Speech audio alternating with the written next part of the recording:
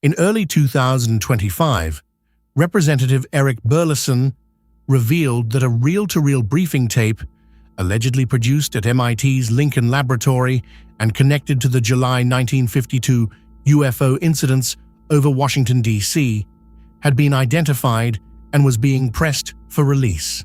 The tape's existence had been referenced in fragmentary archival records for decades. Now, a sitting congressman was demanding the public see it. But before we treat this as a smoking gun, we need to ask the harder question: what would it actually take to verify this tape as genuine primary source evidence? And what does the fight to obtain it reveal about how disclosure actually works in 2026? July 19, 1952. Air traffic controllers at Washington National Airport detected a formation of unknown returns on radar. Objects moving at extraordinary speeds, hovering, then accelerating. The targets appeared over the White House and the Capitol.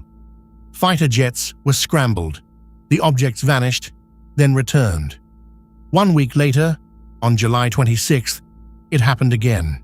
Same airspace, same anomalous radar behavior. F-94 interceptors gave chase and were, according to pilot accounts, surrounded. The incidents forced the largest Pentagon press conference since World War II. On July 29th, Major General John Samford told reporters the returns were likely temperature inversions. Many radar operators publicly disagreed. President Truman personally demanded answers. MIT's Lincoln Laboratory was not a peripheral player. Founded in 1951, it was the Pentagon's premier radar and air defense research facility, tasked with building the SAGE Continental Defense System. If anomalous radar returns were appearing over restricted airspace, Lincoln Lab had both the expertise and the institutional mandate to analyze them. In September 1952, the CIA convened a classified scientific advisory panel, later known as the Robertson Panel, to evaluate the UFO problem. Lincoln Lab scientists were directly involved in the preparatory work. The lab's connection to the 1952 Washington events is not speculation. It's documented in the institutional record. The Robertson Panel met in January 1953 and concluded that UFO reports, regardless of their origin, posed a national security risk, not because of the objects themselves, but because mass sightings could overwhelm military communication channels. The panel recommended a public debunking campaign. What's critical here? Lincoln Laboratory personnel helped prepare briefing materials for that panel. Technical analyses of radar anomalies, including those from the Washington incidents, were part of the intelligence pipeline feeding into CIA decision-making. A briefing tape produced at Lincoln Lab in this period wouldn't be incidental. It would sit at the nexus of Cold War radar science and the government's earliest structured response to UAP. Details about the tape's precise contents remain limited. According to accounts circulating within the disclosure community and referenced by Burlison's office, it reportedly contains a technical briefing, possibly with visual aids, analyzing the radar data from the Washington sightings. The briefing may address whether the returns represented solid objects, atmospheric phenomena, or equipment anomalies. If authentic, this would be among the earliest known audio-visual records of the U.S. government's internal scientific response to a major UAP event. That's a significant if. Historians and scientists apply strict provenance standards to primary source evidence. For this tape, verification would require confirming the recording's origin within Lincoln Lab's production facilities, tracing its storage and transfer history through institutional and government archives, authenticating the physical medium, tape stock, recording format, and aging characteristics consistent with 1952 production, and identifying the speakers and cross-referencing their statements against known documents.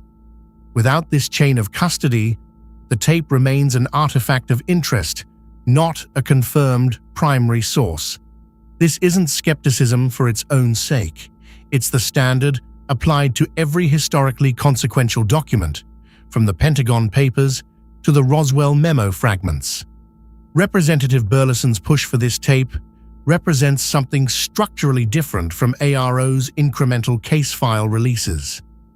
ARO operates within the executive branch, releasing what its institutional framework permits. Congressional pressure on archival institutions, whether MIT, the National Archives, or DOE repositories, operates through oversight authority.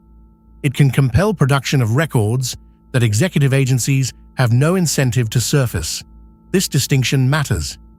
In 2024 and 2025, lawmakers, including Burlison, Representatives Luna, Burchett, and Senators Gillibrand and Rounds, used NDAA provisions and direct institutional pressure to pry loose records that had sat untouched for decades. The 2026 pattern is clear. Congress is becoming an independent vector for disclosure, parallel to, and sometimes in tension with, executive branch processes. The MIT tape doesn't exist in isolation.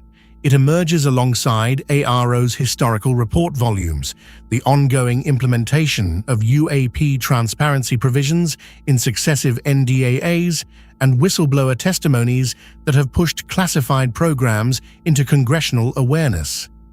David Grush's 2023 allegations of legacy retrieval programs prompted the very oversight infrastructure that now enables archival demands like Burlison's. Each track operates differently. ARO releases curated case files. Congress demands institutional records. Whistleblowers provide testimony under oath. Journalists file FOIAs. The question for 2026 isn't whether any single tape or document will be definitive. It's whether these parallel tracks are converging toward a body of evidence too substantial to dismiss. The honest assessment: we don't yet know if this tape contains what's claimed. We don't know its full chain of custody. We don't know whether its contents will corroborate, complicate, or contradict the existing historical record of the 1952 Washington events. What we do know is that a congressional representative with oversight authority considered it significant enough to fight for its release. We know Lincoln Laboratory had direct institutional involvement in the government's 1952 radar analysis and the CIA's subsequent response. And we know that the archival record of early UAP investigation remains far more extensive and far less examined than most public discourse acknowledges. The tape matters, but how it's verified will matter more.